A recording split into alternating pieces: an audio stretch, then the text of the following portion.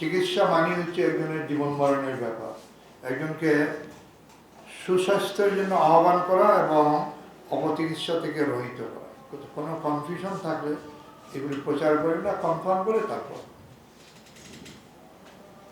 আমাদের এই প্রেস কনফারেন্সের মাধ্যমে আমরা দেশবাসীকে আহ্বান জানাচ্ছি যে ডায়াবেটিসের চিকিৎসার জন্য বাইরে যাওয়ার প্রয়োজন। যারা কিসের কোটায় এসে গেছে প্রত্যেকেরই ব্লাড সুগার টেস্ট করে দেখা দরকার যে ডায়াবেটিস আছে কিনা।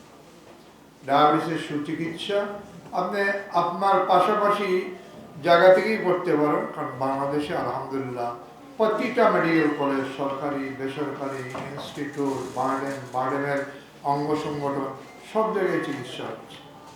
কিন্তু অপচিকিৎসা থেকে, অবৈজ্ঞানিক অ্যাডভাইস থেকে আপনারা নিজের জানের জন্য, নিজের জানের ক্ষতির জন্য এগুলিতে মন দেন।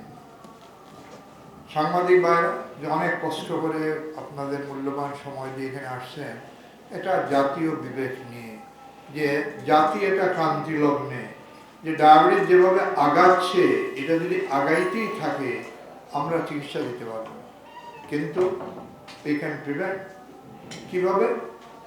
মাগনা, কোনো পয়সা লাগে না, শুধু লাইফস্টাইল বলবে যে আমি আমার হেলদি লাইফস্টাইলে ফিরে আসি, আমার ডায়েটটাকে হেলদি ডায়েট করি, আমি রেগুলার এক্সারসাইজ করি, দুশ্চিন্তা দূর করি, সিগারেট খাওয়া থেকে বিরত থাকি, যেগুলি আমরা এখানে দেখানো যে ঝুঁকিগুলা। গত বছরে স্লোগানে ছিল ঝুঁকি আইডেন্টিফাই করো এবং রেসপন্স করো।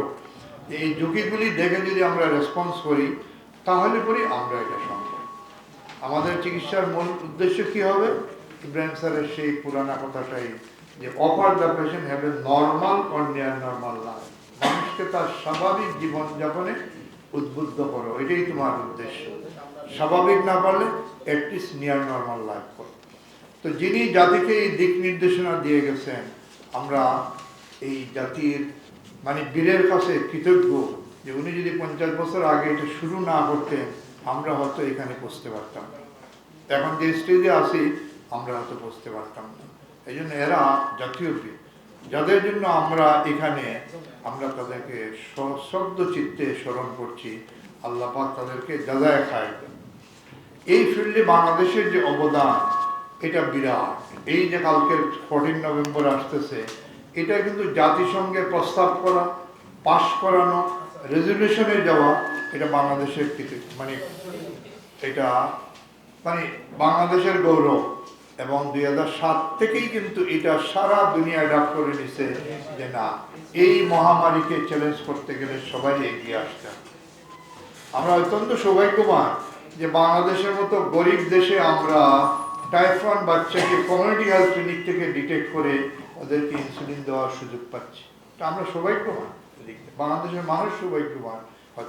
তো যাদের চেষ্টা, সাধনা এবং আপনাদের প্রচারণা যে লাইফ হচ্ছে এটা কনস্টিটিউশনাল, এবং এটা যেহেতু লাইফ সেভিং, তো ইনসুলিন ফ্রি দেওয়াটাও হচ্ছে কনস্টিটিউশনের অংশ। সেইভাবে এগুলি মোটিভেট করা করে এই পর্যন্ত আসে। তো যারা এই সাধনায় ছিলেন, এখনও আছেন, আমরা তাদের কাছে কৃতজ্ঞ। আপনারা এই মেসেজগুলি যদি সঠিকভাবে, সুন্দরভাবে জাতির কাছে পৌঁছাই দেন, ইনশাআল্লাহ জাতি উপকৃত হবে।